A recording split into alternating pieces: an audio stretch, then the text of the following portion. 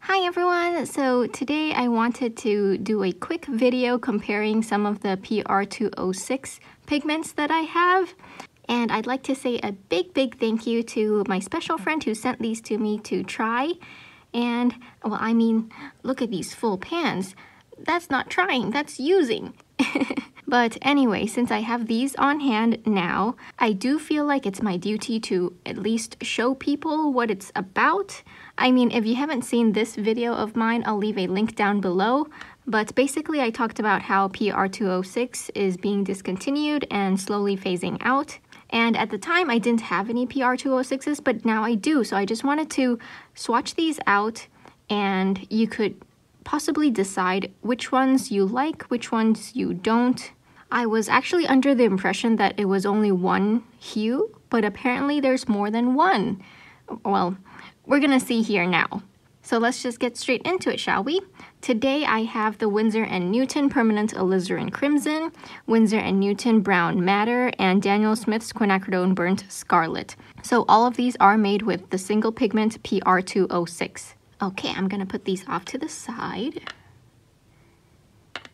And then we'll go one by one.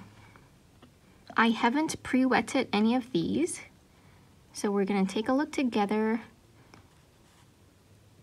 Beautiful, re-wets really well. This Winsor&Newton Permanent Alizarin Crimson. Beautiful, super pigmented. Oh, I quite like that. This feels a lot like a middle red, like a PR254. As always, I try to pack on some more pigment up here to see how dark it could get. And then let's check out Brown Madder. This one's really beautiful. I'm not normally into these types of reds. I prefer my reds to be on the cooler end, but this one's very beautiful because it's very glowy. Okay, Brown Madder doesn't seem to re-wet as well or as quickly as the Permanent Alizarin Crimson. Again, I haven't re-wetted these, but as you can see, it is definitely much more brown, but it is still sort of like a reddish color. But compared to this Permanent Alizarin Crimson, it's much more orange. But instead of saying that it's orange, I do feel like it leans, like if I saw this color, I'd say it's more of a brown than an orange. Hope that makes sense. Gonna try to pack on some more pigment. Pack. Okay, next up we have Daniel Smith's version, Quinacridone Burnt Scarlet.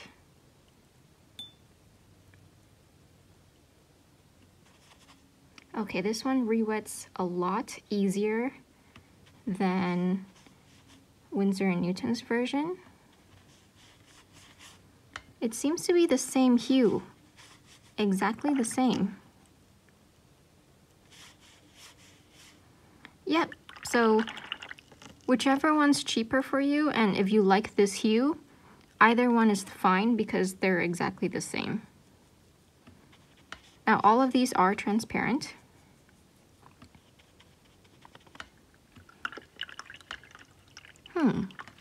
I think if I were to stock up on PR206s, I think this Permanent Alizarin Crimson version, the hue of it, is something that I'm more interested in stocking up on because that's very beautiful. It's like a bright red.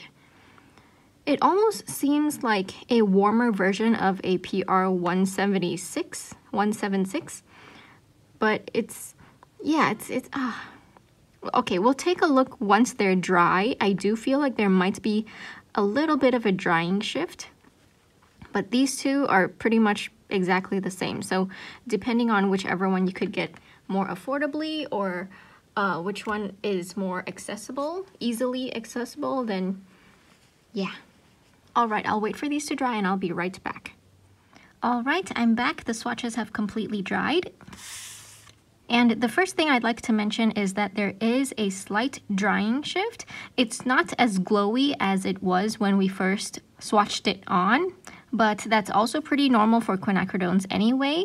And as you can see, the very main difference between this one and these two is that this one is very red, and it is very much like that crimson hue, which is a deep, dark, sort of cool red, but not pinkish at all. And these two are more sort of like a red-brown type of color. And I think I have to say that Daniel Smith seems to be more pigmented, because when I packed on the pigment up here, it does seem like it could get darker, whereas Winsor & Newton's doesn't seem to get as dark.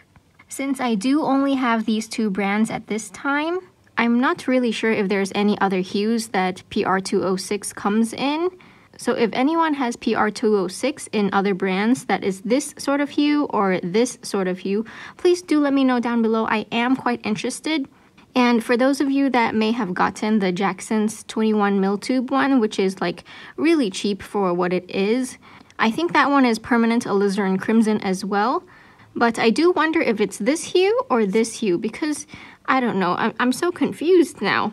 But because according to Jane Blundell's swatch on her website, it seemed like it's more of this hue more than this one, but the name is permanent alizarin crimson, so I'm not really sure, you know. But yeah, I just wanted to quickly show you guys that there is more than one hue for PR206.